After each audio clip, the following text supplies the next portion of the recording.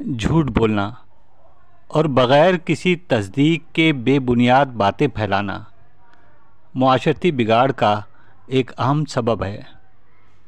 ہر طرف جھوٹ کی یلغار ہے۔ حکمرانوں سے لے کر عوام تک سب کہیں نہ کہیں جھوٹ بول رہے ہیں۔ کچھ جھوٹ بظاہر بے ضرر معلوم ہوتے ہیں اور کچھ جھوٹ ایسے ہوتے ہیں جو انسانوں کی زندگیاں عذاب بنا دیتے ہیں۔ حکمران الیکشن سے قبل عوام کو سبز باغ دکھاتے ہوئے جھوٹے وعدے کرتے ہیں، پھر اپنی ہی باتوں سے مکر جاتے ہیں۔ دوسری طرف ایک تاجر سے دکاندار، وکیل سے لے کر سبزی فروش تک سب جھوٹ کی تجارت کر رہے ہیں۔ معاشرے میں دنگا فساد، لڑائی جھگڑے اور بد اعتمادی کی وجہ یہی جھوٹ ہے۔ جھوٹ بولنے والے شخص پر کوئی اعتماد نہیں کرتا۔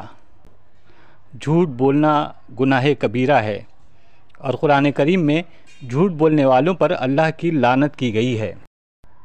ایک مرتبہ نبی کریم صلی اللہ علیہ وسلم سے پوچھا گیا، کیا مومن بزدل ہو سکتا ہے؟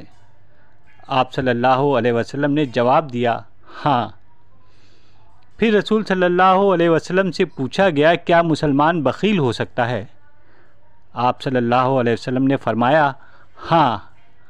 عرض کیا گیا، کیا مسلمان جھوٹا ہو سکتا ہے؟